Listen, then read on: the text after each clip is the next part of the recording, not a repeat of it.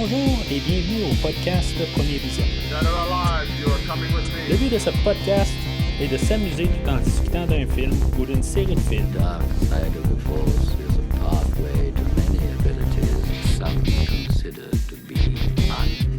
Il est important de prendre en note que si vous n'avez pas encore écouté le film discuté aujourd'hui, je vais le spoiler complètement. Bonne écoute. Keep the change, you filthy animal. Re-bienvenue à Metropolis. Aujourd'hui, nous parlons de Superman 4, le face-à-face, sorti en 1987 et réalisé par Sidney J. Furie, avec Christopher Reeve, Margot Kidder, Marielle Hemingway, Mark Pillow, John Cryer et Gene Hackman. Je suis Mathieu et... Je veux détruire les autres podcasts. Mais avant, je veux avoir du plaisir. Alors, bienvenue dans la rétrospective de les films inspirés de l'univers des bandes dessinées de DC. Aujourd'hui, on va parler là, du 8e film dans cet univers-là. Dernièrement, dans les derniers mois, j'ai couvert le film de 1951, Superman, et les Bowman. J'ai fait aussi le film de Batman 66. J'ai fait aussi tous les films de Superman jusqu'à ce jour. Aussi, j'ai couvert le film de La créature du marais, puis aussi le film de Supergirl la dernière fois. Là, on est au milieu des 80, en 1987, avec le film de Superman 4. On est quelques années un peu plus tard. Dans le fond, on est dans les retombées de Superman 3 et de Supergirl. C'était un mauvais moment un petit peu là. Dans le fond, on avait bien parti la série des Superman avec le film de 78 par Richard Donner. Le film de Lester, qui est aussi le film de Donner, que dans le fond, il avait bien continué la vague. C'est Superman 3, est-ce que ça a commencé à mal aller financièrement, ou est-ce que dans le fond, là, on a commencé peut-être plus à penser à l'argent que d'aller sur le scénario, puis on avait mis un petit peu moins d'argent, puis à quelque part, ça paraissait, ça avait fait mal au film. Mais par la suite de ça, il y avait eu les mauvaises critiques pour Superman 3. On a eu un deuxième coup qui a frappé fort aussi avec Supergirl, qui montrait que quand même que la série là, était vraiment essoufflée dans le fond, que là, même si on avait essayé de repartir quelque chose avec Supergirl, là, je veux dire, on était rendu comme vraiment, là, on avait touché le bas fond. On a Christopher Reeve, quelque part, que lui, il a décidé, là, c'est lui qui a comme un peu reparti l'étincelle pour essayer de repartir la franchise.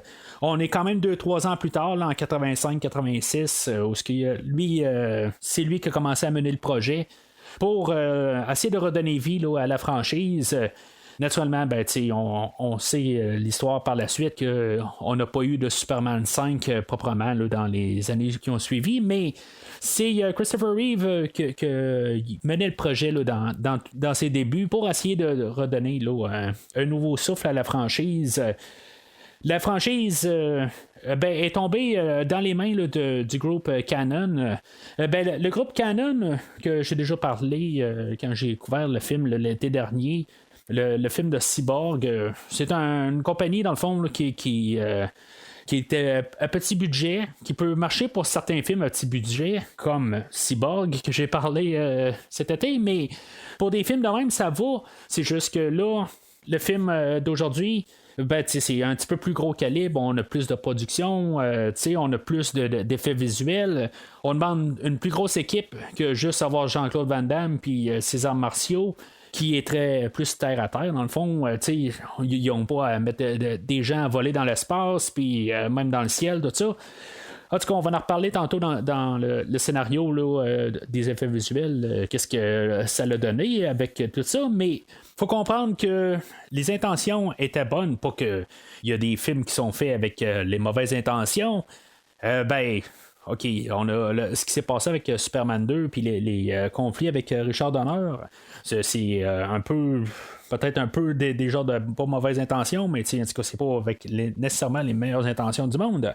Mais ce film-là a commencé, le Superman 4, avec des très bonnes intentions, en essayant là, de vraiment aller chercher le mieux qu'est-ce qu'on avait là, depuis le premier Superman en 78. On va ramener les acteurs qu'on avait là, dans les premiers films, qu'on n'avait pas dans les derniers. Margot Kidder, qui avait fait un caméo dans le troisième film. On a Gene Hackman, qui n'était pas du tout dans le troisième film, puis que théoriquement n'était pas dans le deuxième film. C'était juste dans le fond, des séquences qui avaient été filmées en 78 pour le film original, qui était apparu dans le deuxième film. On va ramener aussi dans le film d'aujourd'hui. Puis c'est là aussi que dans le fond, quand on a ramené Gene Hackman, que le film a commencé à prendre ses pattes. Puis à partir de là, c'est là où on s'est rendu là. Dans Fil et une aiguille, qu'on a eu le film d'aujourd'hui. Juste avant de continuer à parler sur le film d'aujourd'hui, si vous voulez m'entendre parler des 3 premiers films de Superman, ou même du film de Supergirl, ou n'importe quoi dans l'univers de DC qui est passé là, à une question là, de temps et s'est produit avant, parce que j'essaie de faire toute la rétrospective en temps chronologique, vous pouvez aller sur premiervisionnement.com où ce que tous les podcasts ils sont disponibles jusqu'au podcast d'aujourd'hui, bien sûr, mais sur premiervisionnement.com vous pouvez voir toute la rétrospective, comment elle va être alignée dans le fond. Il y a au-dessus d'une trentaine de podcasts qui vont s'aligner tranquillement, là, qui vont être disponibles là, jusqu'à la sortie du nouveau film de Batman. C'est un peu le but de se rendre à ce film-là, mais en tout cas, on verra comment que les choses vont arriver. Il est possible que le film de Batman soit repoussé, puis que quelque part, on va arriver, puis la fin de la rétrospective, on va être rendu au film de Wonder Woman. Je ne sais pas exactement. Il y a le film de Wonder Woman qui devrait sortir d'ici les fêtes, mais est-ce qu'il va être repoussé? Je ne le sais pas encore. Puis s'il est repoussé quand même assez loin, il est possible qu'on soit rendu là. Ou le film de Suicide Squad, c'est possible aussi que ça soit comme la fin de la rétrospective. Toutes les choses peuvent changer là, assez drastiquement, mais théoriquement, on va se rendre au nouveau film de Batman là, en couvrant les films de Justice League, puis de Wonder Woman, de Aquaman, puis tout ce qu'on a qui a le nom de DC rattaché au personnage, mais aussi en version live action, parce que je sais qu'il y a plein de films animés dans l'univers de DC aussi, mais je vais en couvrir une couple au travers en genre de bonus ou des affaires de même. Ça, c'est pas sur le site de provisionnement.com, mais au moins, je vais en couvrir quand même un peu là, pour faire des liens, puis juste pour s'amuser un petit peu plus. Fait que, allez sur provisionnement.com, vous allez pouvoir voir toute la rétrospective, ainsi que les shows de Star Trek que j'ai couverts là, dans la dernière année, que ce soit la série Star Trek Picard, Lower Decks ou la série Discovery. Tout ça est là si, mettons, vous suivez ça à la télé.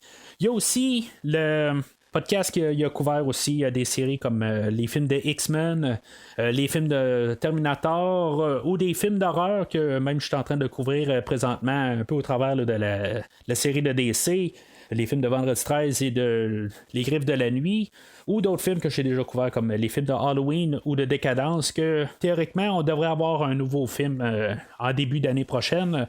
Mais en tout cas, on verra qu'est-ce que l'avenir va dire là, pour le cinéma dans les mois qui vont suivre.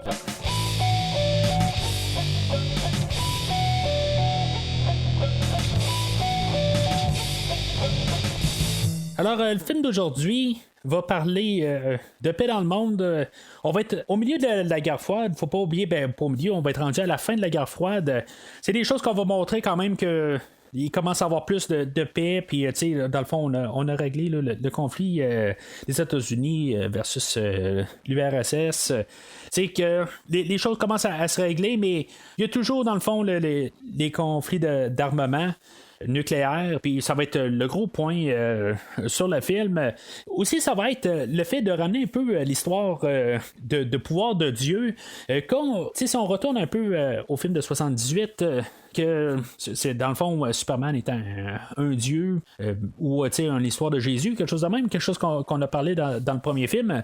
Ben, l'idée est de si mettons Dieu est si puissant que ça, ben puis pourquoi est-ce qu'il règle pas les problèmes je veux dire dans le fond qu'il s'arrange pas qu'on ait la paix dans le monde, puis je veux dire si mettons il est si puissant que ça, pourquoi qu'on le fait pas? Ben c'est un peu l'idée en arrière du film. Est-ce qu'il va bien le montrer? En tout cas c'est peut-être une autre affaire qu'on va parler pendant le film, mais l'idée de base c'est d'un peu d'avoir ça. Est-ce que Superman lui il peut vraiment interférer dans les conflits là, planétaires ou humanitaires, puis je veux dire changer les choses, le cours des choses, puis vraiment essayer de régler là, la paix dans le monde. Bon, est-ce que je veux dire enlever des armements ou des bombes nucléaires à des pays va régler la paix, parce qu'en bout de ligne, le monde sont capables d'en fabriquer après. C'est quelque chose qu'on peut parler puis s'estiner un peu là-dessus, mais l'idée de base, il reste quand même avec Superman. Est-ce qu'il peut régler définitif, choisir un peu un chemin pour l'humanité si l'humanité est en train de s'auto-détruire? Aussi, comme j'ai parlé, ben on essaie de comme redonner un coup d'envoi là, pour la franchise. On sait qu'avec le troisième film, puis on avait eu Richard Pryor qui avait comme quasiment volé la volette Christopher Reeve dans le film. Ben aujourd'hui on va essayer de mettre un petit peu plus Superman à l'avant-plan. On va avoir un petit peu un greatest hits de qu'est-ce qu'on a eu au début. On va en parler beaucoup pendant le film, parce que c'est quelque chose que j'ai remarqué beaucoup en écoutant le film. C'est vraiment toutes des choses qui étaient les meilleures choses qu'on avait là, dans les 3 premiers films, puis on a ramené ça là, dans le film d'aujourd'hui. À quel degré? Quelque chose que je garde pour la conversation de tantôt, mais on va garder quand même dans la tête que l'important c'est de ramener Superman à l'avant-plan, puis pas dans le fond chavirer puis envoyer le regard sur d'autres personnages. Le film est une histoire de Superman. Bien sûr, il va falloir un peu mettre la logique BD que j'ai comme développé un peu il y a 2-3 podcasts de ça quand on parlait de Superman 3. Ben des fois, je veux dire, pour un peu faire avancer l'histoire, puis tu sais, juste un peu simplifier les choses, que ça soit un petit peu pas trop technique, mais tu sais, on y met le filtre BD que j'appelle. Tu sais que sur une page de bande dessinée, ben on pourrait avoir plus des carreaux explicatifs rapides pour passer une histoire assez rapidement, puis qu'on comprend un peu l'idée de la chose. Des fois, ça colle pas ensemble, mais comme que j'ai dit là, dans les 2 derniers podcasts sur l'univers de Superman, ben c'est des fois des choses là, qu'il faut réussir à se mettre sur la tête, là, cette visière-là de bande dessinée. Puis des fois, ça l'aide à passer pas mal plus les points.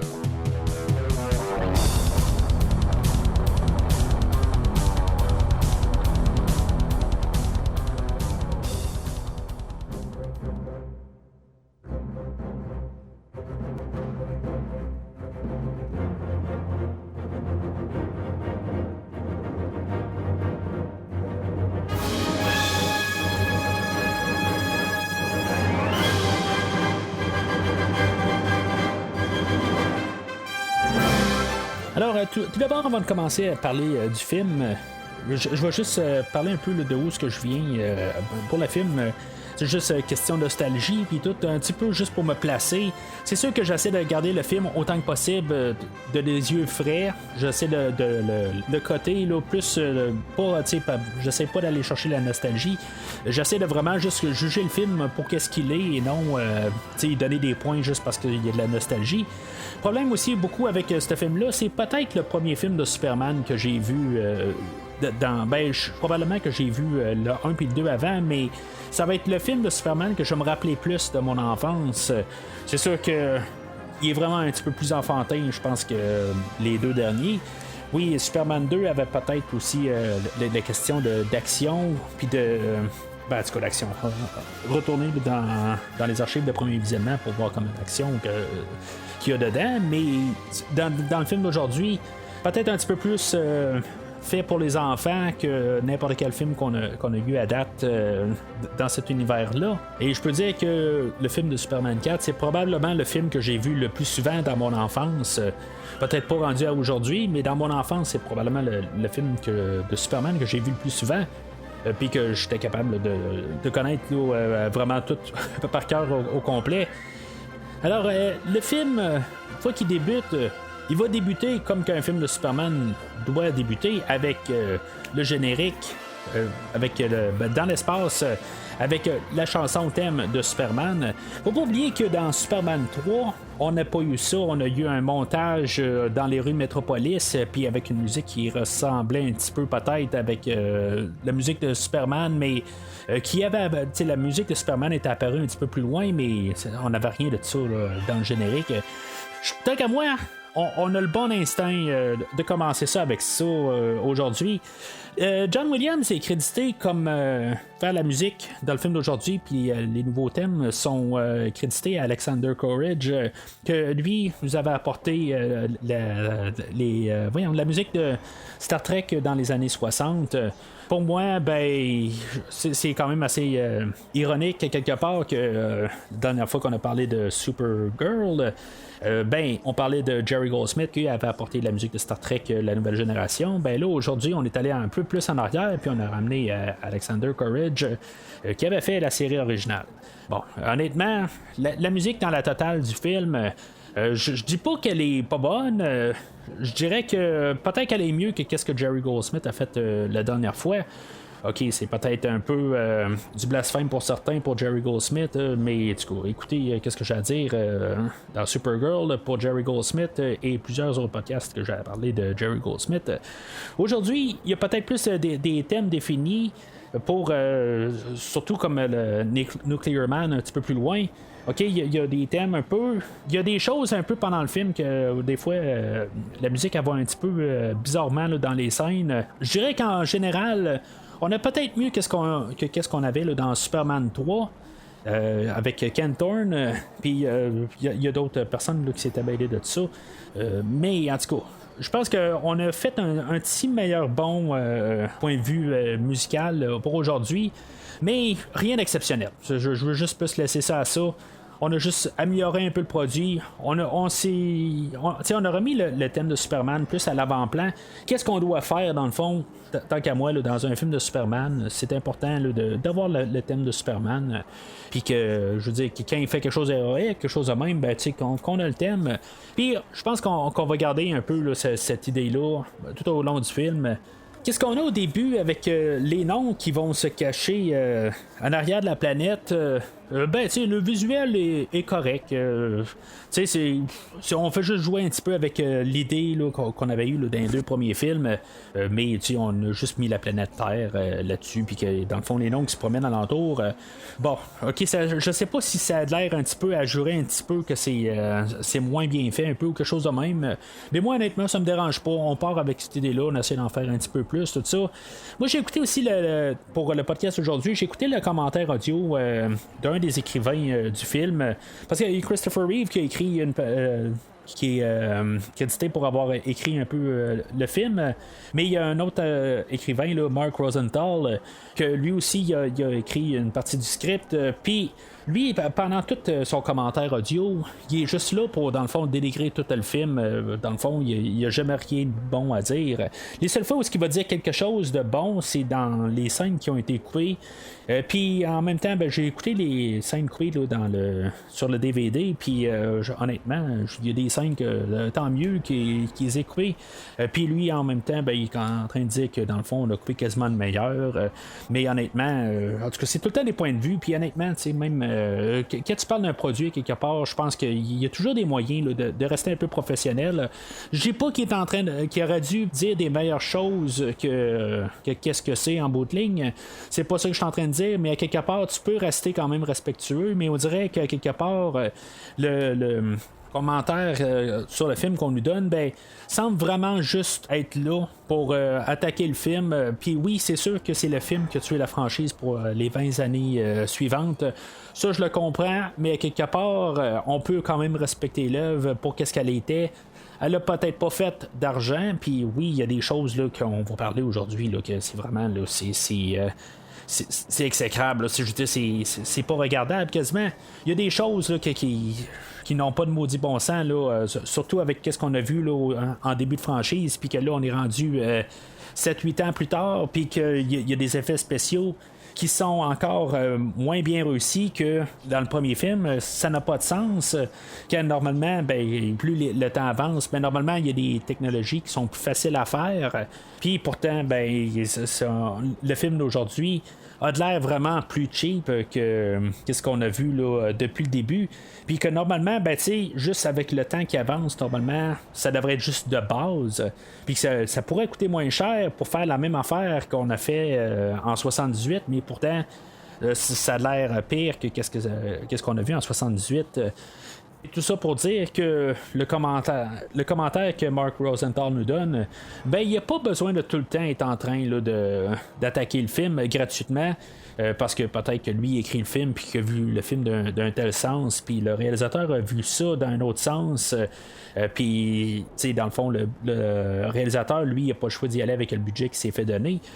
Puis l'écrivain, lui, il a pas de budget pour écrire son scénario. Fait que, tu sais, des fois, là, quelque part, quand on fait un commentaire ou quand on est à notre place, quelque part, je pense qu'il y a toujours des moyens là, de parler puis de parler plus transparent sur quelque chose plutôt que de juste essayer de trouver tout le temps quelque chose pour attaquer le film puis dire que ça ils n'ont pas bien fait ça à cause qu'ils ont manqué de budget tout ça, mais à quelque part des fois on est capable de garder quand même les tensions en arrière. En tout cas, je vais laisser ça à ça. Alors le film commence avec une navette spatiale russe. Qu'il y a un débris qui se promène dans l'espace, puis que finalement, la navette est en détresse, puis Superman va venir les secourir. Je pense que l'instinct est bon. C'est sûr qu'à quelque part, on voit que les effets spéciaux là, que Mark Rosenthal, lui, dans son commentaire, va nous remettre en face si on ne l'a pas bien remarqué. En fait, l'idée, c'est quand même de comprendre aussi que on avait la guerre froide là, qui était en train de se terminer. Avec les États-Unis puis la Russie, puis tu sais les choses, je veux dire dans le fond, on était quand même avec une voie là, où on s'en allait vers la paix dans le monde. Puis je vais revenir quand même avec ce que je disais dans Superman 3 en début, où ce qu'on avait Superman au début que il sauvait quelqu'un qui était en train de se noyer dans sa voiture, que dans le fond il y avait personne qui était capable de casser une fenêtre là, sur le taxi. Au début, qu'il y a Superman qui fallait intervenir pour sortir quelqu'un. En tout cas, peu importe qu'est-ce qui se passait, c'était un petit peu du petite échelle. Puis, tu sais, Superman, que je pense que c'est une scène supprimée, puis qui va sauver quelqu'un dans un arbre. Tu sais, des petites affaires. Superman capable de faire un peu n'importe quoi, ça je le comprends. OK. Dans Superman 2, on avait fait quelque chose d'un petit peu plus grandiose, où ce qu'on avait Superman en France, puis des gens qui voulaient faire sauter Paris. C'était un petit peu plus grandiose comme idée au début, puis je pense que quelque part c'est ça qu'on aurait dû avoir quand même en début. On peut garder Superman qui va chercher un chat dans les arbres au milieu du film. Ça, je trouve que ça y va pour le centre du film. Mais pour commencer le film, il faut que ça soit un petit peu grandiose. Là, on veut quand même nous placer l'idée que il y a un peu plus de paix, puis on n'a plus de guerre froide. Ça, c'est correct aussi. C'est juste que ça tombe quand même à plat. Je veux dire, il faudrait qu'on ait quelque chose d'un petit peu plus grandiose, je pense, pour faire partir le film. Mais pour l'instant, je veux dire, ok, c'est correct. Je veux dire, Superman, il faisait une petite tournée alentour de la Terre, puis tout d'un coup, il a vu que le vaisseau était en détresse, puis il est allé les aider, puis c'est tout. C'est correct pour partir, mais ça aurait pu être plus. Alors, Superman va se ramasser à Smallville. Une petite ligne qui était dans le dernier film où la mère à Clark est décédée. Naturellement, il faut vendre la ferme parce que lui habite à Metropolis. Il va aller dans la grange, puis le vaisseau va être encore là, puis il va avoir le cristal qui va être encore là. Je le sais pas exactement, il était pas dans la forteresse de solitude, qu'il existe encore, parce qu'on va le voir un petit peu plus tard dans le film. Celle-là, je la comprends pas tout à fait exactement pourquoi que le cristaux vert était resté dans le vaisseau. En tout cas, je veux dire, c'est juste comme un peu pour nous réintroduire le cristal qui va revenir un petit peu plus tard dans le film. Mais pourquoi qu'il n'a pas ramassé la forteresse? C'est une histoire un petit peu de fond, quelque part, qui va tomber à rien, en bout de ligne, là, que Clark qui veut pas vendre la maison pour que la ferme soit mise à terre, pour qu'il y ait un centre commercial qui soit construit dessus. On avait une fin supprimée quand on regarde les scènes sur le DVD, ben, où ce que Lacey à la fin, ben, elle voulait peut-être s'installer là à la campagne vers la fin, tout ça. En tout cas, rendu là, ben, je me demande quand même pourquoi qu'on a la scène du début, mais un peu pour rétablir le personnage de Clark, je trouve que c'est quand même une petite scène qui est quand même un peu le fun, où il y a un gars qui arrive, je sais pas exactement c'est qui, ben que lui il y aurait peut-être c'est un courtier, je pense, qui serait prêt à vendre la ferme là, à quelqu'un qui voudrait justement construire un centre commercial dessus. Je trouve que c'est quand même une belle petite scène intime. Il va y avoir quand même ça un peu au travers. Je vais parler là, de beaucoup là, de visuels aujourd'hui sur le film, mais il y a quand même des petites scènes comme cette scène-là que je trouve qui ressortent un peu de ce film-là, puis d'un bon côté. Ça nous permet là, de retrouver notre bon vieux Clark qui est encore joué par Christopher Reeve.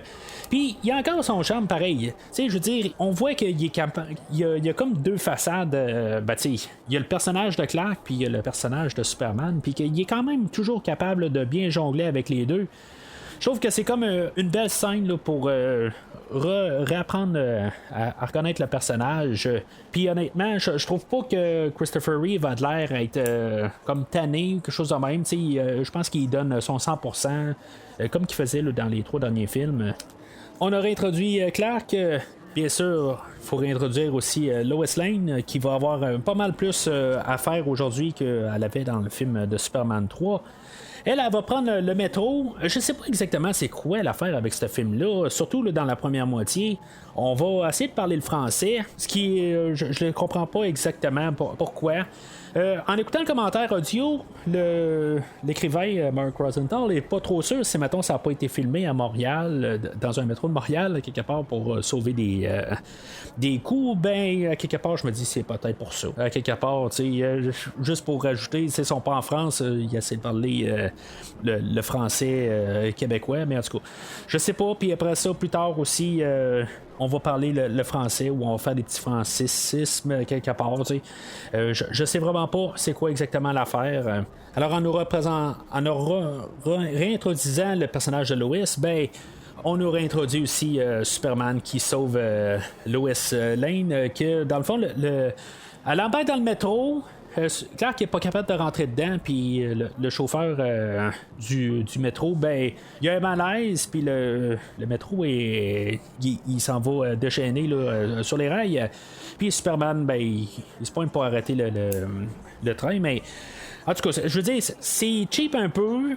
C'est juste pour montrer que Superman est tout le temps là, il est tout le temps en service, puis dans le fond, il a sauvé encore Lois encore une fois. OK, il y a juste Lois qui s'est rendu compte que le métro, il s'en allait sans arrêter, tout ça. C'est ça que la scène a l'air de nous montrer. C'est un petit peu nono comme idée, mais en tout cas, je veux dire, c'est ça qu'on veut nous montrer aussi. Mais si on y met le filtre BD, comme je dis, ça marche. J'ai aucun problème. Une fois que tu as mis le filtre BD, il y a Lois qui est en détresse, puis Superman est là. Fait que moi j'ai pas de problème avec cette scène d'introduction là, comme qu'on pourrait l'avoir si mettons on la garderait dans un film ordinaire, ben là c'est une autre chose qui marche pas, mais avec le film BD je trouve que ça passe mieux. Fait qu'ils s'en vont au Daily Planet, puis une fois rendu là, ben ça a l'air que le Daily Planet a été racheté par David Warfield et sa fille Lacey. Honnêtement, toute cette partie-là du film, je sais pas exactement à quoi en penser. Parce qu'on a David Warfield, que lui, dans le fond, il est là pour quasiment faire le chaos. Dans le fond, il veut tout changer l'allure du Daily Planet, puis que ça soit plus du sensationnalisme, plus que du journalisme. Il y a sa fille qui rentre en même temps, que elle, dans le fond, elle a pas la même idée, mais sais, quelque part, on voit que tout le monde est comme un peu fâché de ça, mais on dirait que quelque part qu'elle, peut-être parce que c'est une fille, ou en tout cas, c'est elle qui parlait pas vraiment au début, mais ils sont prêts à quand même essayer de travailler côte à côte, mais tu sais, je le sais pas, on va en parler un petit peu plus tard, où ce que, dans le fond, là, il commence à avoir des liens avec Lois, puis Clark, puis Superman, tout ça, où ce que ça peut vraiment aller, mais en tout cas, c'est un petit peu pour rajouter un nouveau personnage dans le mix. Puis c'est là où ce que même l'écrivain du film va arriver puis il va dire ben on a essayé de changer les choses parce que tu sais dans les premiers films on avait Lois puis dans le deuxième film ben tu sais on voyait que cette relation là c'était un impasse fait qu'il fallait rajouter quelqu'un pour rajouter du sang neuf dans la franchise ben on avait Lana Lang la dernière fois qu'il avait terminé qu'il avait commencé sa carrière au Daily Planet mais quelque part ben comme les Warfield les autres ils ont repris les finances du Daily Planet pour essayer de faire de l'argent avec un petit peu comme le groupe Canon qui a essayé de faire de l'argent avec le film de Superman 4 mais quand ils ont rentré là, ils ont fallu qu'ils coupent dans les dépenses. Puis il faut croire que Lana Lang a été mise à la porte tout de suite en entrant, puis sans qu'on ait le temps là, d'y dire le nouveau plan d'affaires avec les Warfield. Je sais pas si, mettons, j'aurais aimé ça, peut-être que justement on continue peut-être l'histoire avec Lana qu'on avait eu au dernier coup. Le fait de ne pas ramener Lana Lang, honnêtement, je dirais que c'est une mauvaise affaire. Ça veut pas dire qu'on veut essayer d'effacer Superman 3 ou le côté là, négatif ou le non-succès de Superman 3. Que si on veut effacer ça, qu'on est obligé de carrément le rayer de la carte. On aurait pu commencer à travailler sur cette base-là puis faire quelque chose de mieux. Là, c'est comme on dirait qu'on remplace. Puis, je sais pas. Je pense qu'on aurait pu déjà partir avec Lana Lang. Puis, essayer de faire, en fond, ce qu'on n'a pas eu dans Superman 3, d'avoir vraiment Lois Lane contre Lana Lang, figurativement, là, pas nécessairement en bas de la UFC, là, pas dans ce genre-là, mais de toute façon, Lacey va tomber comme sous le charme de Clark Kent, ce qui était la même affaire de Lana Lang la dernière fois. C'est un peu ça aussi, je disais tantôt, c'est qu'aujourd'hui, on a un genre de best-of, puis on prend un peu ce qu'il y avait dans chaque film, puis on la remet dans le film d'aujourd'hui. Mais honnêtement, je pense que l'histoire avec Lana Lang, elle se tenait plus. Puis était mieux que qu'est-ce qu'on va avoir dans la totalité avec Lucy Warfield. Puis là, j'enlève rien à Marielle Hemingway. J'enlève absolument rien à elle. Elle fait bien sa job de tout ça. Mais, quelque part, on avait une histoire qu'on nous a donnée la dernière fois, puis qu'on aurait pu la continuer. Je trouvais que c'était intéressant, dans le fond, là, qu'on avait justement quelqu'un pour Clark Kent, puis qu'il l'aimait parce que c'était Clark Kent, pas parce que c'était Superman. En tout cas, il y a un peu une nuance entre les deux. Oui, Superman, c'est un être humain aussi, puis c'est la même personne, on s'entend, mais à quelque part, des fois, on peut se demander si Lois Lane, elle aime pas plus l'idée de pouvoir de Superman que, mettons, Lana Lang était capable de regarder Clark Kent comme pour qu'est-ce qu'il est et non pour ses pouvoirs qu'il a en tant que Superman. Mais quand même, avec cette scène-là, ce que je disais qu'on aurait pu avoir Lana Lang contre Lois, ben, on a tout de suite assez établi assez rapidement qu'on va avoir quand même une compétition entre les deux. Entre Lucy et Lois, c'est ça qu'on va nous montrer là-dedans. Puis il faut pas oublier aussi, c'est pas c'est un petit peu quelque chose là, dans l'écriture là, qu'il aurait dû un petit peu pousser un petit peu plus loin son savoir. On avait Lois Lane, on a Lex Luthor, on a Lana Lang, toute elle. Puis même la semaine passée, là, on parlait de Supergirl avec Linda Lee. Tu sais, toutes des LL. Mais oui, Lucy c'est un L, mais Warfield, c'est un W. Fait que ça marche pas quelque part. Elle aurait dû avoir un autre nom, Love Field ou quelque chose de même, pas Warfield. Puis en même temps, ben, c'est ça, Warfield, c'est le terrain de guerre, c'est son nom. Fait que pour David, ben, c'est ça, c'est un champ de guerre. Il fait la guerre au Daily Planet ou avec Perry White. Alors, comme j'ai mentionné tantôt, on est à la fin de la guerre froide, mais là aussi, les pays, comme s'armer aussi avec des armes nucléaires dans le temps, ben, ça n'a pas commencé là, bien sûr, mais au moins les pays veulent se protéger, puis c'est quelque chose aussi qui était là dans le temps. Alors, le président des États-Unis dit qu'il va s'arranger pour être mieux armé pour protéger ses citoyens.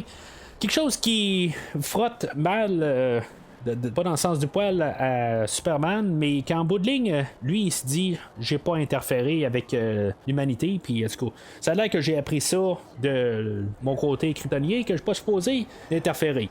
Bon, ok, on sait qu'il a fait ça quand même dans Superman 1, mais à quelque part dans Superman 2, ben, il a compris que sa job, c'est de pas interférer, puis de laisser les choses suivre son cours.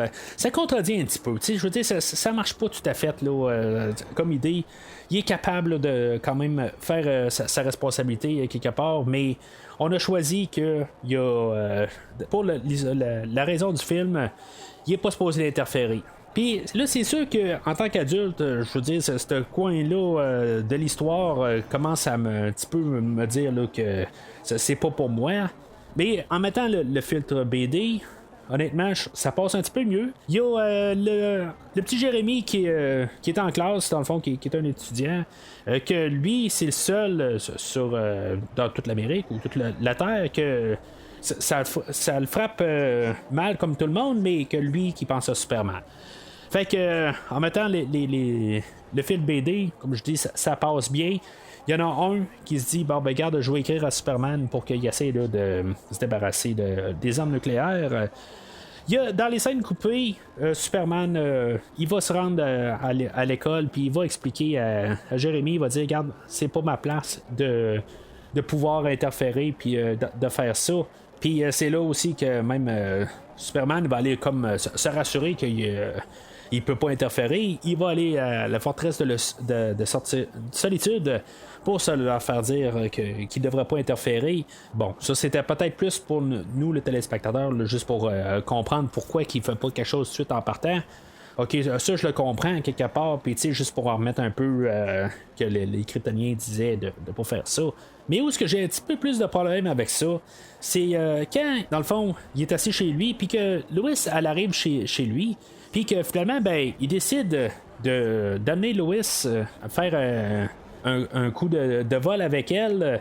Il va, comme il rappelait que c'est lui Superman, puis dans le fond, ils vont faire un peu la même scène qu'on avait dans Superman 1. Il y a quelque chose des fois que je me dis, si on n'a pas d'argent pour faire quelque chose, on le fait pas. Ou, tu sais, des fois, si on n'a pas d'argent pour faire quelque chose, ben, tu sais, on trouve une alternative. Puis, honnêtement, la scène de vol apparaît très mal, mais tu sais, si ça paraît si mal que ça, pourquoi est-ce qu'on la fait pas dans le soir aussi? Tu sais, c'est comme qu'on avait là, dans les 2 premiers films, on voit Superman qui vole dans le noir, puis ça paraît, des fois ça paraît, mais ça paraît pas autant que ça paraît dans le film aujourd'hui. Superman dans le film d'aujourd'hui, à chaque fois qu'il va voler, ça va être dans le jour, il va avoir de l'action dans le jour. On est capable de cacher beaucoup d'affaires le fait qu'on est dans le soir. C'est un petit peu des mauvaises petites choses, des affaires de même qu'il aurait pu être juste corrigé rapidement. C'est sûr qu'à quelque part, on va voir Superman aussi là, dans l'espace, puis à quelque part, là, ça paraîtra pas bien non plus. Mais ça paraîtra pas aussi mal que ça paraît quand il vole dans le jour avec Lois Lane. Mais c'est pas ça mon problème. À quelque part, c'est juste que à chaque fois qu'il il se pose des questions à Superman, est-ce qu'il demande à Lois Lane bon, du coup, il s'arrange pour qu'elle soit chez lui, puis à quelque part, ben, il part à voler avec, puis il pose ses questions, puis après ça, ben, il l'embrasse pour qu'elle l'oublie. Tu sais, c'est quelque part, il abuse d'elle. C'est là un petit peu que j'ai un problème avec ça. C'est bien drôle, point de vue, si on met le filtre BD, tout ça, mais si mettons on regarde ça vraiment pour qu'est-ce que c'est, je trouve que quelque part, c'est pas très très supermanesque de sa part. Puis à quelque part, ben tu sais, il devrait être capable de prendre ses décisions par lui-même rendu là. Tu sais, il a tellement fait à quelque part où ce qui est rendu, tu sais, il est rendu peut-être 35 ans, 40 ans peut-être, je sais pas tout à fait là, mais tu sais, il devrait être capable de jongler avec cette idée-là, rendu là. Il n'y a pas besoin de Lois Lane. Mais c'est quand même le fun, pareil aussi, l'autre côté, que il est quand même capable de dire, OK, c'est peut-être un petit peu trop pour moi, tout ça. Puis, avant de prendre quelque chose de majeur de même, ben, je vais y penser pas mal plus que juste faire un coup de tête puis décider pour. L'humanité au complet, tout ça. Peut-être qu'il aurait dû peut-être plus aller voir le conseil, des conseils, tout ça, puis aller voir chaque pays un à un, puis demander que, regardez, là, moi, je suis prêt à me lancer, tu sais, on va en discuter, tout ça, puis faites-le pour vous en premier, puis sinon, moi, je m'en mêle ou quelque chose de même. Je sais pas. Il y avait une manière à quelque part qu'il devait pas partir juste par lui-même. À demander à Lois Lane, dans le fond, son opinion. Puis quelque part, ben c'est ça, que là après ça, ben c'est ça. Lui, il va décider, OK, moi, je claire la Terre au complet là, de toutes les armes nucléaires. Comme si personne n'est capable de les recréer par la suite. C'est quoi? Il va rester là 24 heures sur 24 à garder tous les missiles qui partent une à une. Je sais pas exactement parce que là on a le montage où il va prendre tous les missiles un par un puis il va tous les mettre là, dans un gros net puis il va pitcher ça là, dans le soleil, il va tous les détruire. Il fait ça pendant combien de temps? Il est là pendant 10 ans en train de faire ça? Je sais pas exactement. Bon, OK, on peut comprendre que c'est probablement juste 10 heures. Ça a l'air que tous les pays du monde font des essais nucléaires tout en même temps. Mais en tout cas, je veux dire, c'est quelque chose qui est à peu près impossible à faire. Mais si on met le fil BD, ça passe. Fait que ça, ce point-là, ça me dérange pas. C'est plus vraiment le fait qu'il va voir Lois puis il abuse d'elle à quelque part. Il y a une petite idée qui est implantée que Lois, inconsciemment, elle sait que, dans le fond, tout ce qui s'est passé dans Superman 2, que c'est quand même resté dans sa tête. Ça fait un petit peu bizarre un peu. C'est exactement qu'est-ce qu'elle garde ou qu'est-ce qu'elle garde pas dans sa tête. On ne sait pas tout à fait. Ça va revenir un petit peu plus tard dans le film. Mais une fois qu'elle dit ça, que je m'en rappelle, ben il la rembrasse aussi, puis elle l'oublie. C'est là qu'un petit peu. Est-ce que c'est comment ça marche? C'est pas tout à fait clair. Alors pendant tout ce temps-là, bien sûr. Comme on sait, ben il y a Gene Hackman qui est revenu dans le rôle de Lex Luthor. Lex Luthor qui avait été emprisonné à la fin de Superman 2, qu'on n'a pas vu dans le troisième film. Ben là, il est en train de casser des cailloux. C'est notre introduction à Lex Luthor pour le film. Puis honnêtement, c'est quelque chose, je veux dire, c'est un gros plus pour le film. C'est ça qui est le fun aussi. Gene Hackman a pas de l'air à pas être content d'être là. Il est toujours en forme. À chaque scène qui est là, il captive l'écran, tout ça. Je suis bien content de revoir Gene Hackman. Puis honnêtement, il est vraiment en grande forme. Il y a son neveu, Lenny, qui embarque dans l'histoire. C'est lui qui va venir le sauver de la prison. C'est un petit peu de no puis enfantin comme scène. Mais honnêtement, ça me laisse plus ou moins. Ça me fait pas mal en bout de ligne. On devait sortir Lex Luthor, on n'a pas tué du monde, tout ça. On est resté quand même léger comme film, puis j'ai pas de problème avec ça. Lui, son idée, ça va être bien sûr de se débarrasser de Superman, mais de créer un personnage qui va pouvoir tuer Superman. Fait que il va aller à un musée, puis il va aller récupérer un cheveu de Superman qui peut tenir 1000 livres. C'est toute une idée quand même là, qui est quand même assez intelligente rendue là. On va parler là, de cloner Superman, mais dans le fond de changer génétiquement puis de faire un personnage qui va pouvoir battre Superman. Dans le fond, on est en train de faire un égal à Superman, là, mais en tout cas, qui va être sensible à la lumière. Mais comme je dis, on est un best-of des 3 premiers films. Fait que on avait déjà vu on a vu Superman contre Superman dans Superman 3 que bon ça c'est ok, ça se passait mentalement, mais à quelque part on a vu Superman contre des Kryptoniens qui étaient aussi forts que lui, mais on avait vu Superman contre 3 personnes personnes dans Superman 2. Faut pas oublier ça. Fait que eux autres aussi, il n'y avait pas de contrainte de soleil ou de lumière, peu importe. Fait que là, à quelque part, on va vouloir créer le personnage là, de Nuclear Man, mais avec une contrainte de lumière. Puis, dans un film antérieur, on avait 3 Nuclear Man, mais qui n'ont pas de contrainte. Fait que là, je me dis, OK, c'est quoi qu'on essaie de faire exactement? On a un personnage qui va être moins fort que Superman. Ben oui, il va être moins fort parce qu'il y a une contrainte de plus que Superman. Mais l'autre côté, on a déjà vu ça, puis que Superman a réussi à planter 3 personnes qui sont aussi fortes que lui. Fait que, tu sais, c'est un petit peu ridicule comme idée. Il aurait fallu vraiment trouver autre chose. L'idée de Nuclear Man n'est pas mauvaise en soi, c'est juste qu'on l'a déjà vu, puis on recycle qu'est-ce qu'on a déjà vu, mais encore en moins. Au pire, si, mettons, il y en aurait fait une armée, ok, ça aurait été autre chose, mais là, c'est juste un.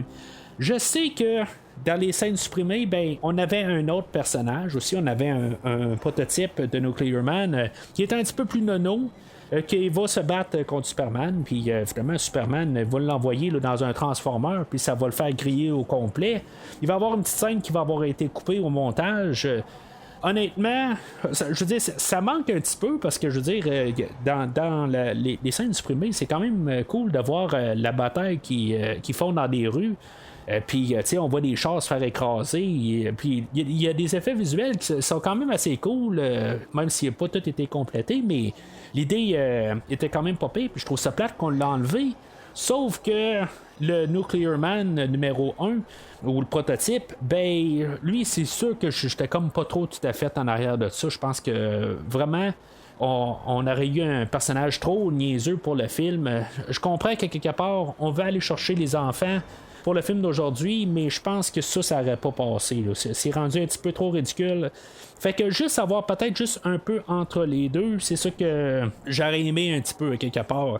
Je trouve ça vraiment plate qu'on a dû couper la scène du prototype Nuclear Man, mais avoir eu ce personnage-là, je pense que c'est ça qu'ils sont arrivés avec. Ils ont dit, bon, ben, regarde, il est trop ridicule, il est trop enfantin, puis on va perdre plus de monde en le laissant là qu'en l'enlevant. Là. Fait que, ils ont peut-être fait un bon choix, même si le co-écrivain du film, lui, il n'est pas tout à fait d'accord avec ça. Moi, je pense qu'ils ont fait quand même le meilleur choix de l'enlever puis laisser le film comme qu'il est en fait là, de montage. Mais une fois qu'ils ont que Superman s'est débarrassé là, du prototype de Nuclear Man, ben, il va rencontrer des hautes têtes criminelles là, que eux autres travaillent là, dans certains gouvernements, puis qu'ils ont accès à des bombes nucléaires.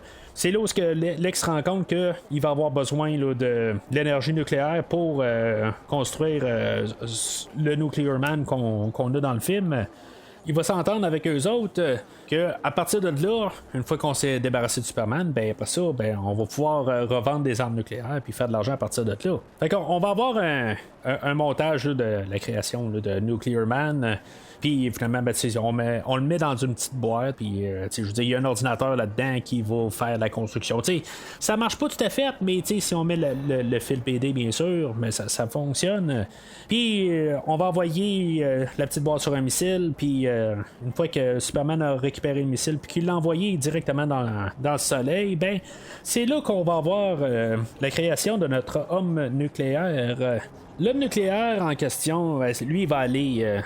Il va tout de suite aller rejoindre Lex, puis en tout cas, il va avoir un petit peu là, de déblatérage, puis comprendre que Nuclear Man, il est sous l'emprise là, de Lex. Lex, il sait comment le contrôler.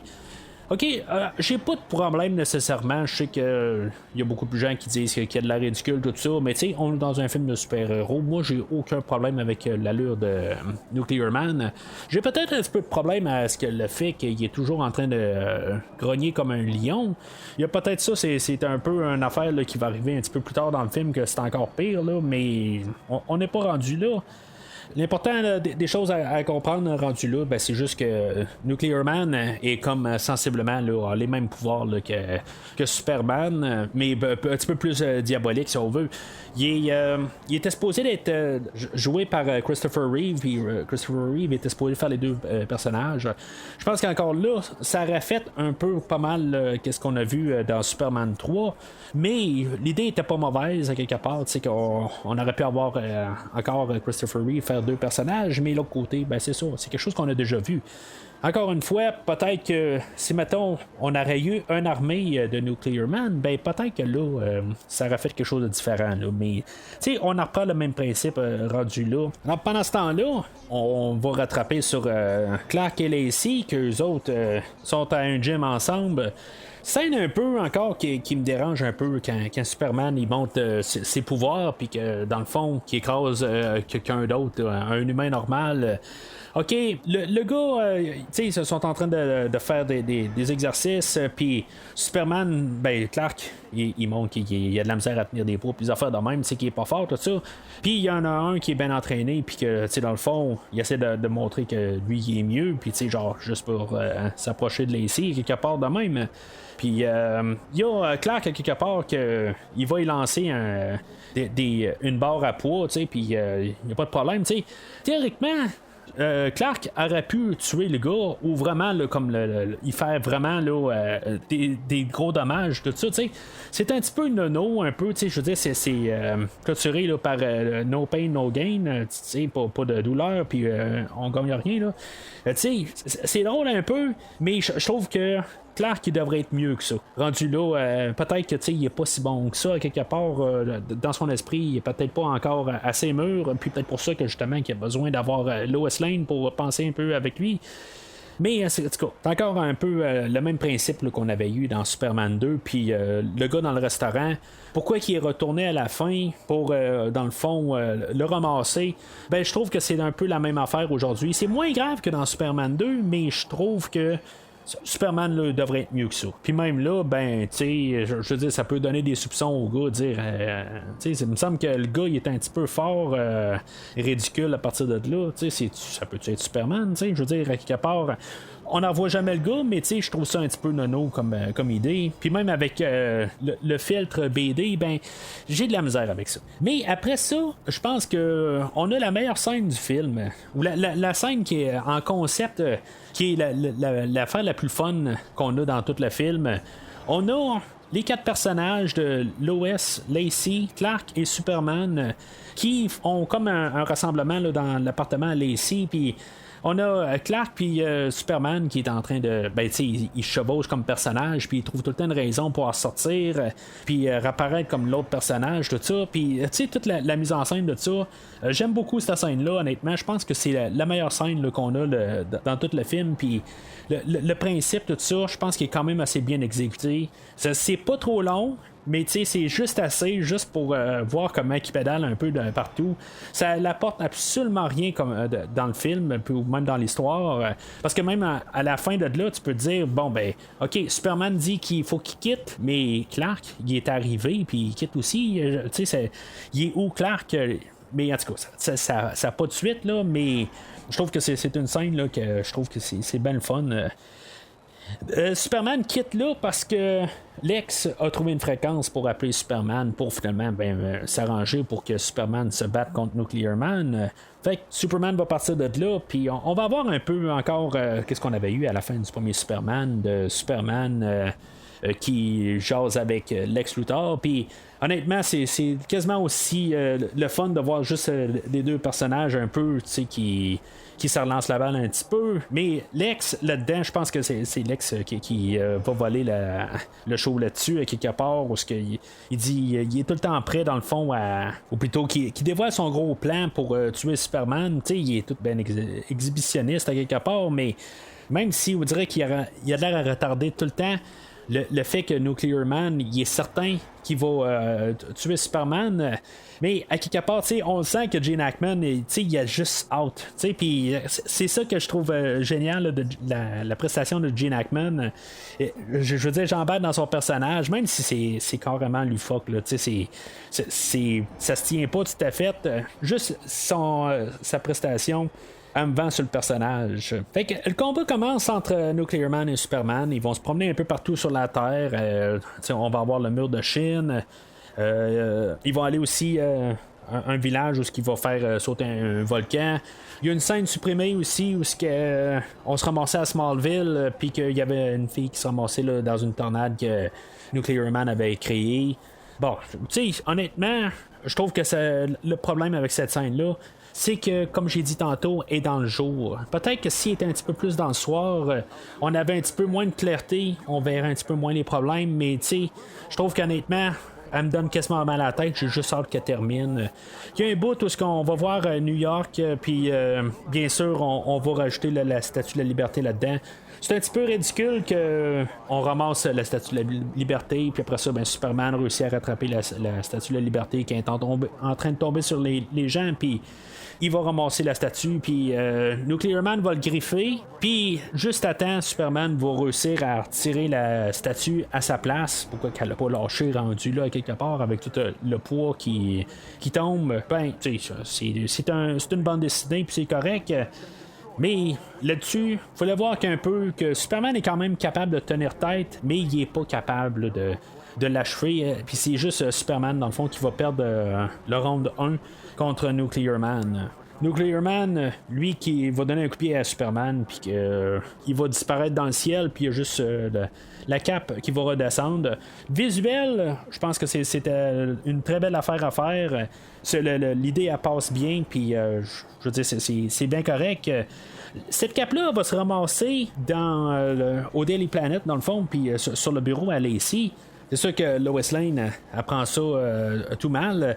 Tu sais, dans le fond, le journal disait que Superman est mort, puis c'est du sensationnalisme. Puis quelque part, ils savent pas s'il est vraiment mort, mais il a disparu, puis on a retrouvé juste la cape.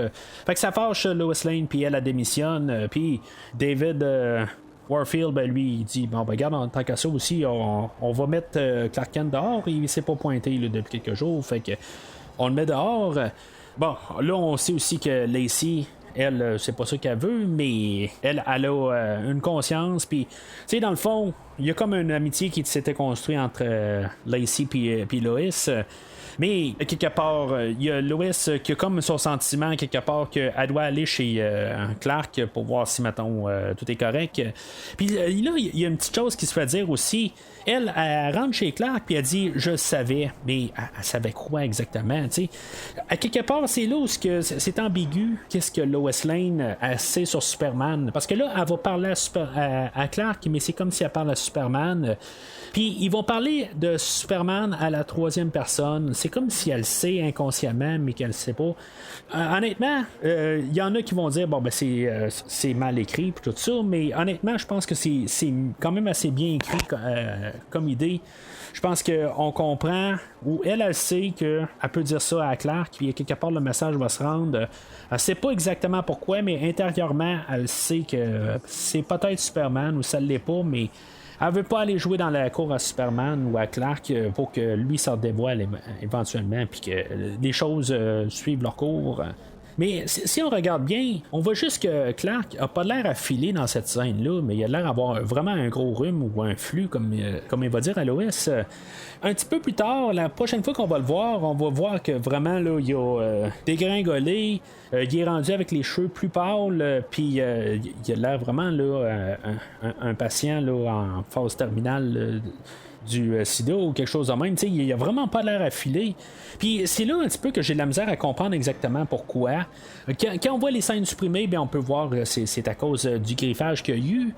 Mais, je veux dire, j'étais capable quand même de le comprendre par moi-même. J'avais pas besoin de la scène coupée. Mais l'autre côté, je pense que ça aurait été bon que la première scène, peut-être qu'il y a de l'air plus malade qu'il l'est. Je comprends que si, mettons, Lois, elle l'aurait vu de même, elle s'aurait peut-être posé des questions. Puis, ça aurait peut-être pas marché qu'elle laisse tout dans un mauvais état chez lui. Mais l'autre côté, la transformation entre les deux, ça, c'est ça que j'ai un petit peu de la misère à comprendre. Fait que Clark, lui, il va aller. Ça a l'air qu'il a ramené le cristal vert chez lui. Puis, encore une fois, ben le cristal va comme s'éteindre ou quelque chose de même. C'est sous-entendu, il n'y a rien qu'on voit, mais on peut comprendre que le cristal va donner tout son pouvoir à Clark, puis que le cristal n'existera plus. Puis, comme qu'on a déjà vu, dans le fond, dans le Donner Cut, que le sacrifice du cristal fait que Superman a pu regagner ses pouvoirs là, dans Superman 2. Ben, là, on va pouvoir redonner la santé à Superman. Honnêtement, je pense qu'on aurait pu avoir quelque chose d'autre que ce qu'on a là. Je sais pas, pas nécessairement avoir un combat comme dans Superman 2 ou Superman 3 où ce que Clark s'est dédoublé puis qu'il y a un conflit interne pour se désempoisonner, quelque chose de même. Mais peut-être qu'on aurait pu apporter Lois ou quelque chose de même qui fait qu'il l'aide quelque part. Justement, peut-être que il règle le problème, puis que qu'il y a plus une entente entre les deux personnages, qu'elle sait que c'est Superman, mais qu'elle va faire quelque chose pour aider Clark, puis se guérir. Là, je veux dire, ça règle comme de rien du tout. J'ai pas l'impression qu'il y a eu quelque chose vraiment entre les deux. Il n'y a pas eu d'accomplissement du personnage, des affaires de même. C'est là où je trouve que ça tombe à plat. Puis je suis un petit peu laissé sur ma faim par la suite de ça. On dirait que le premier combat avec Nuclear Man, c'était juste comme pour dire bon ben on va savoir à la fin du film, puis c'est tout. On a trouvé une raison bidon pour repousser Superman, mais il n'y a pas de conséquences à ça.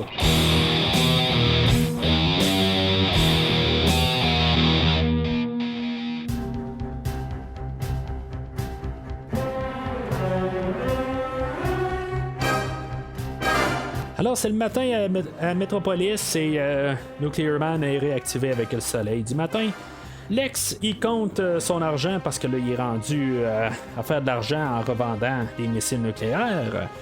Nuclear Man tombe sur un journal là, de les Warfield où ce que Lacey est sur le couvert. Ça se passe tout en dedans de 2 jours parce que la journée avant, on avait Lacey que quand on l'avait vu, était rendu chef du journal, puis ou de chef de production, ou quelque chose de même. Puis on l'a le couvert sur la table à Lex. Puis Nuclear Man, il y a le coup de foudre dans la voyant. Fait qu'il se dirige tout de suite vers le anciennement Daily Planet pour atterrir en bas de la bâtisse. Je sais pas pourquoi il arrive en bas quelque part, il pourrait arriver par en haut quelque part. Mais il est dans la rue, puis Superman, lui, en même temps, il est à la même place, puis il sort de la bâtisse. OK, si on écoute les scènes supprimées, on sait qu'il se passe autre chose aussi au travers. Que c'est pas la première fois que Nuclear Man voit Lacey, aussitôt qu'il l'a vu, il s'est ramassé au Daily Planet, puis il l'a ramassé, puis en tout cas, il l'a amené dans le repère chez Lex, puis en tout cas, il y a toute une autre histoire qui se passe au travers. Je sais pas si elle est plus satisfaisante que qu'est-ce qu'on a là. C'est juste que ça jure un petit peu plus comme idée, comme tout d'un coup Superman sort d'une bâtisse. Je sais pas, ils ont joué un petit peu un chat à la souris quand on écoutait les scènes supprimées, mais là qu'on tombe tout de suite avec le Nuclear Man qui se retourne de bord puis qu'il dit à Superman où est-ce qu'elle est, tu sais. Là, tu te demandes, où est-ce qu'elle est qui? Tu sais, je veux dire, il sait exactement de qui parle, tu sais. Dans la ville, il y a des millions de filles. Fait que, tu sais, quand même, quand on dit où est-ce qu'elle est, elle, tu sais, de qui qu'on parle, là, on peut-tu mettre un nom à la personne? Pourquoi est-ce qu'il court après elle? Tu sais, on peut vraiment se poser des questions si on regarde le film au produit fini.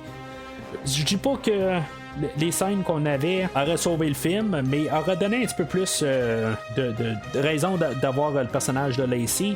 Là, on a qu'est-ce qu'on a. Elle devient vraiment juste le personnage à secourir à la fin.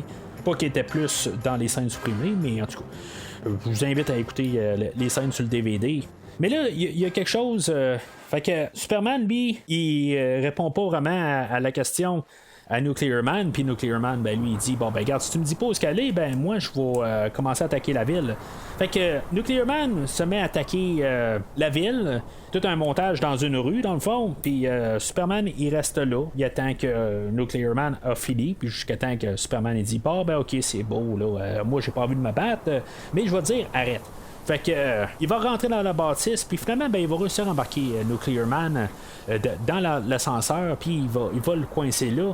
Le fait que Nuclear Man est dans l'ascenseur, ben il est à l'ombre, puis il perd tout son pouvoir. C'est quand même assez niaiseux comme idée. Mais, ok, Superman comprend que s'il amène Nuclear Man à l'ombre, il va réussir. Ben, il a pas de pouvoir. Fait que il va l'amener sur la Lune, mais il prendra pas en compte que des fois la Lune, ben, il y a la face cachée de la Lune, où est-ce qu'on a les transformeurs dessus, qu'on aurait dû envoyer.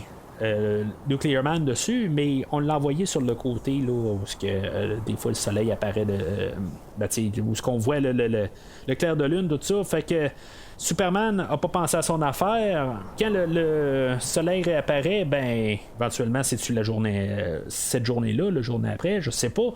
C'est peut-être une semaine plus tard, je sais pas. Alors, les deux personnages, ils vont se battre sur la Lune. J'ai pas tout à fait de problème au combat. C'est un petit peu long, honnêtement. Je veux dire, c'est quelque chose qu'on a vu dans le combat de tantôt. OK, il était pas sur la Lune, puis il volait pas un peu dans les airs, tout ça. Là, c'est vraiment plus mano à mano. Ils se battent. Ça va finir que Nuclear Man va rentrer Superman dans le sol de la Lune. Ça, c'est après avoir grogné comme tout. Nuclear Man va faire des cris là, dans ces coins-là. Là. Puis, tu sais, je trouve ça complètement ridicule. Je veux dire, il perd un petit peu la crédibilité rendue là. Je sais pas. Il me semble que je suis un petit peu moins dedans, quelque part. Là. Tu sais, il crie un peu trop.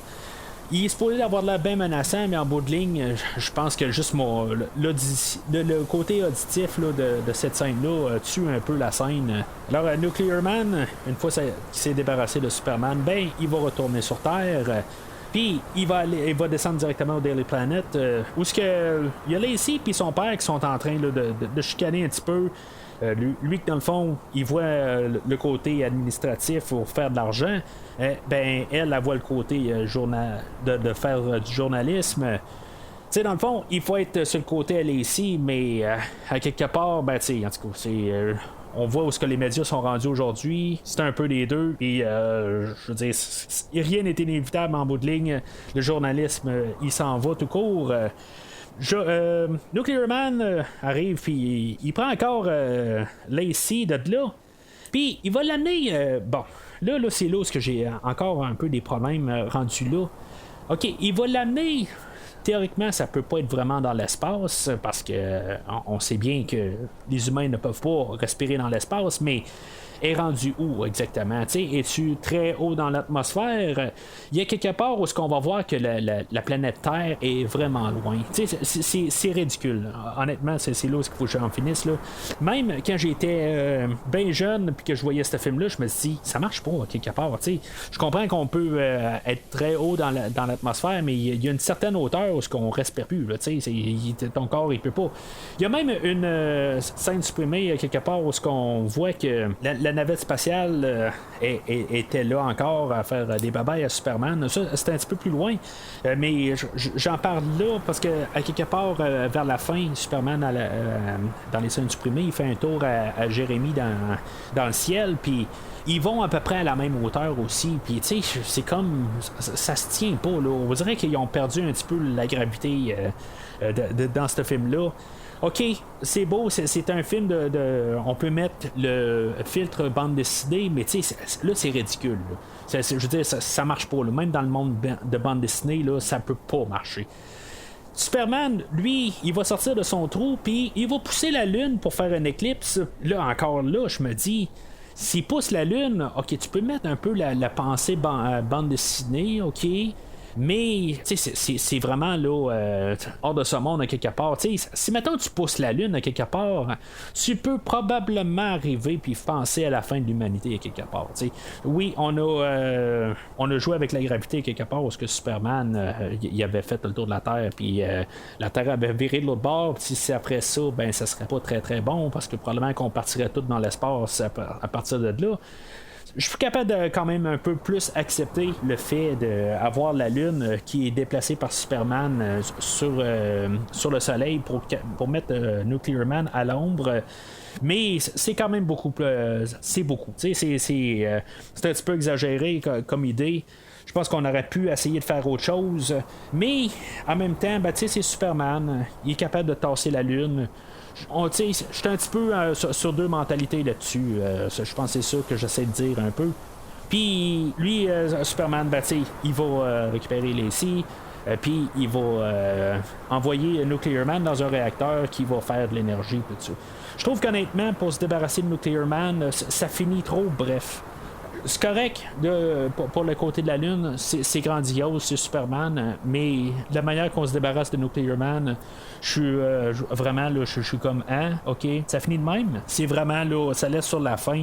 Ça finit très drastiquement, puis je suis vraiment sur ma fin pour la fin. Là. Pas que je veux pas que le film termine, mais je trouve que on dirait qu'on savait pas exactement quoi faire avec le personnage. Je pense qu'on aurait pu faire quelque chose de plus intelligent. Je sais pas quoi, je suis pas écrivain de film, mais on avait quelque chose d'autre qu'on aurait pu faire. Puis c'est certainement pas juste l'envoyer à l'ombre qu'on faisait même juste avant aussi, quand on l'a envoyé dans l'ascenseur. Tu sais, je sais pas. C'est pas comme si, mettons, c'était la seule affaire qu'on pouvait faire. Superman l'avait envoyé dans l'ascenseur tantôt. Puis là, pour régler ça, on tasse la Lune. Si, mettons, ça n'aurait pas marché dans l'ascenseur, que c'était pas assez pas longtemps ou quelque chose de même, puis que là, on n'avait pas le choix d'avoir la Lune. Là, j'aurais été un petit peu plus derrière l'idée, mais là, c'est comme on tasse la Lune pour le fun. Fait que, bien sûr, il faut compléter l'idée là, que David Warfield, c'est le grand méchant, puis que il faut finir comme cette histoire-là.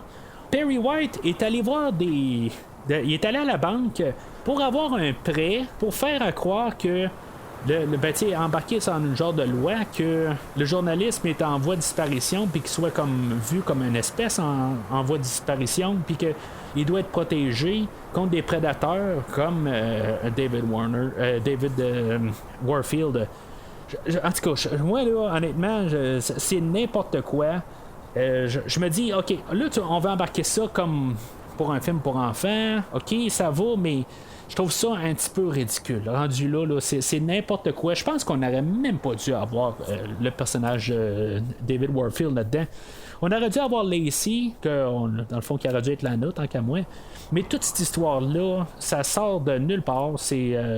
Il me semble que je me sens jamais comme si, mettons, mon Dieu, on n'a plus le Daily Planet, ça me fait de la peine. Je sais pas. Je veux dire, toute cette histoire-là, ça termine dans n'importe quoi, puis ça aurait dû jamais voir le jour. Alors, Superman, il va faire un discours de la paix, tout ça, où il espère que les gens pourraient voir la vie comme lui voit, tout ça. Honnêtement, savoir que c'est le dernier film à Christopher Reeve en tant que Superman, tout ça, je trouve que pour ce discours-là, je trouve que ça fait très Supermanesque. C'est pour la fin de Superman, tout ça. OK, j'aime bien ça en contexte, de savoir là, en rétrospective à quelque part, on a dit, c'est la dernière fois qu'on va voir Christopher Reeve en train de faire le personnage de Superman. J'aime bien ça comme fin, à quelque part, c'est très réel pour le personnage de Superman, puis je pense que c'est assez profond pour son personnage, tout ça.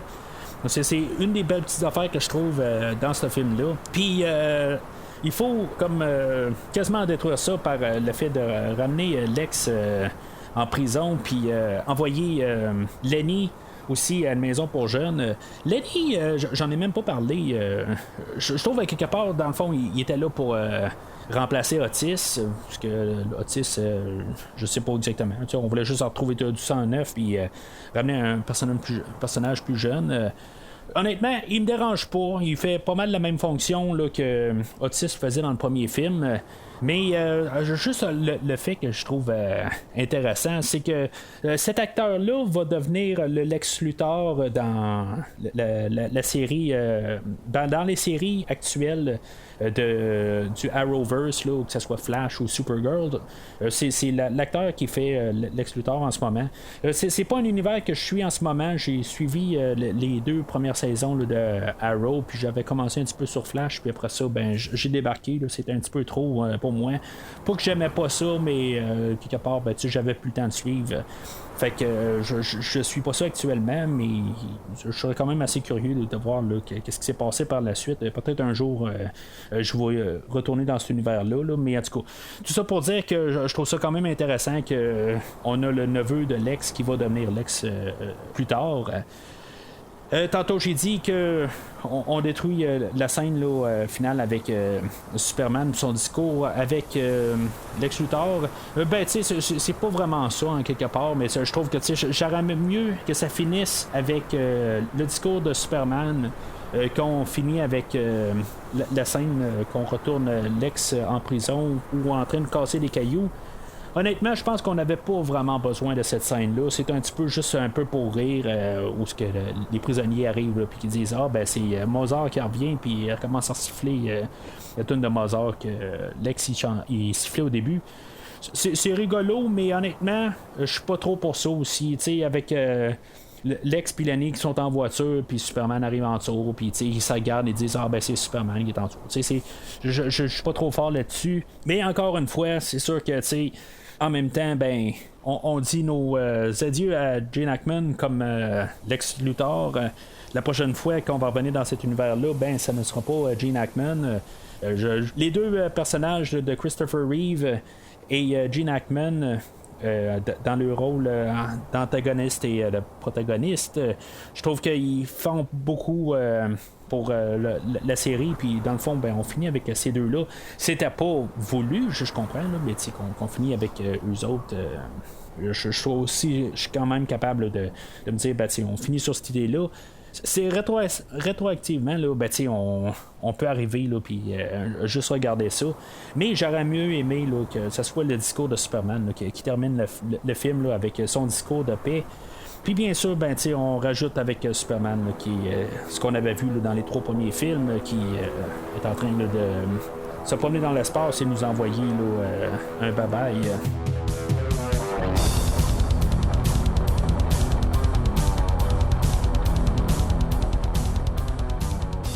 Alors en conclusion, c'est pas un film qui est bien aimé. Je savais pas exactement sur quel pied j'allais arriver une fois que ma rétrospective allait terminer. Tu sais, je regarde sur IMDb, le film est vraiment moins bien coté que Supergirl, qui était vraiment atrocement coté. Tu sais, je pense que Supergirl c'est 4.4 puis lui il est 3.7. Rendu là, aussitôt que tu es en bas du 5, là, que tu tombes dans les cartes, tu tombes dans les films là, qui sont très beaux. Honnêtement, je pense que le film d'aujourd'hui est plus détesté qu'il l'est vraiment. Il est pas si mauvais que ça. Honnêtement, je vais le revisiter. Je me suis pas vraiment emmerdé à écouter le film. Honnêtement, je pense que Supergirl est pire que le film d'aujourd'hui. Il y a des longueurs dans Supergirl, puis le film d'aujourd'hui, ben il n'y a pas vraiment de longueur. Il dure 1h30, puis tu sais, ça roule, ça se tient pas. Je veux dire, tu colles tous les morceaux ensemble, ça marche pas. C'est sûr que la dernière demi-heure, aussitôt que Superman et Nuclear Man commencent à se battre, c'est là que le film pogne vraiment une sérieuse débarque. Mais pour la première heure, c'est pas si pire. C'est juste vraiment là, la dernière heure. Puis je dirais, là, une fois que Superman est rétabli, là, qu'il a été comme empoisonné par Nuclear Man, c'est là vraiment le pire bout du film. Là, puis c'est la finale. Puis c'est vraiment dommage. Mais c'est là où que vraiment le film là, il est rendu atroce. Puis qui se tient mal. Mais la première heure est quand même assez pas pire. Même si les effets visuels sont pas au rendez-vous. La générale, il y a quand même un peu de cœur en arrière, puis je pense pas que ce film-là mérite toute la haine qu'elle a. encore là, c'est sûr qu'on est loin là, des 2 premiers films de Superman. On a vraiment le piqué du nez. On va la garder le film avec un œil de BD. Ça va lui donner une chance. Mais honnêtement, je peux pas donner un verre sur ce film-là. Mais je ne vais pas aller sur un rouge. Honnêtement, il y a quand même des petites choses sur le film que on a essayé de faire quelque chose. Il y avait quand même un peu de cœur en arrière de ça. Mais on a tiré la plug sur certains aspects, puis surtout sur l'argent. Ça paraît que le film est pauvre quelque part, mais Christopher Reeve et Gene Hackman, eux autres, je pense qu'à quelque part, ils vont sauver le film du rouge. C'est un film que je vais revisiter, autant que je vais revisiter Superman 3 un jour, mais je dirais que même, ce film-là, je pense qu'il va être plus facile à revisiter parce que, à quelque part, juste d'avoir quand même Gene Hackman, au lieu de voir un autre personnage là, qui n'est pas Lex Luthor, que je me rappelle pas, ben, je pense que c'est un peu mieux aujourd'hui.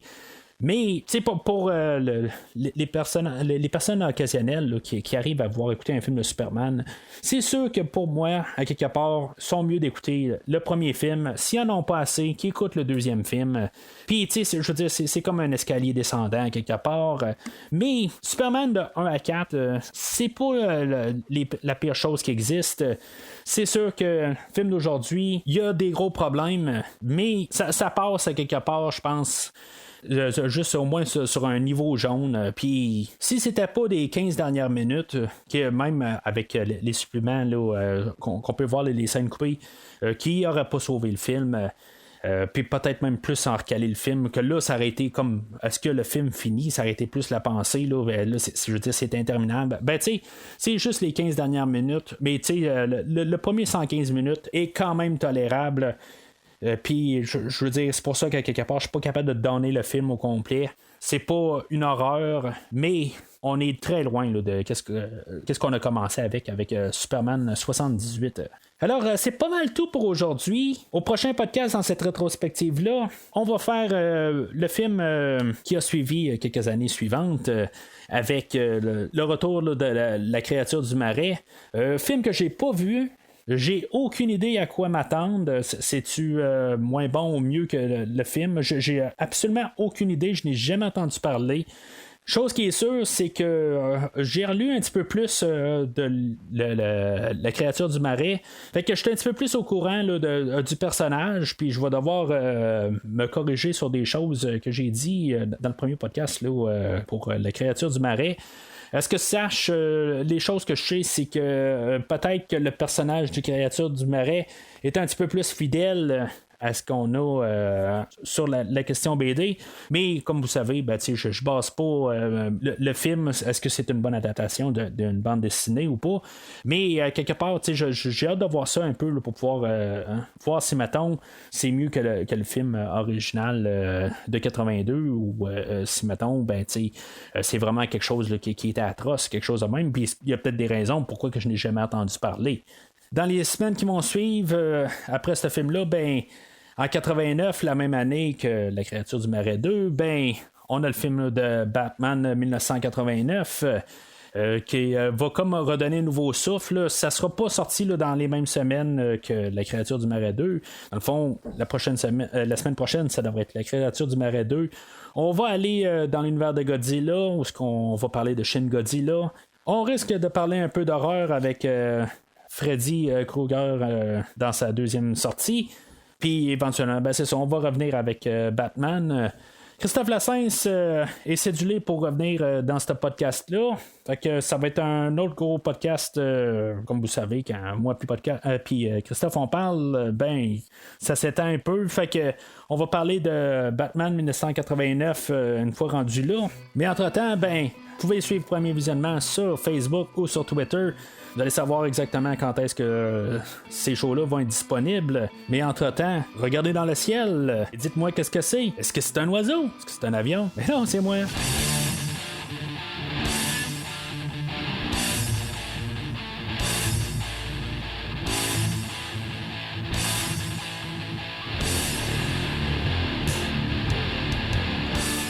Merci d'avoir écouté cet épisode de Premier Visionnement.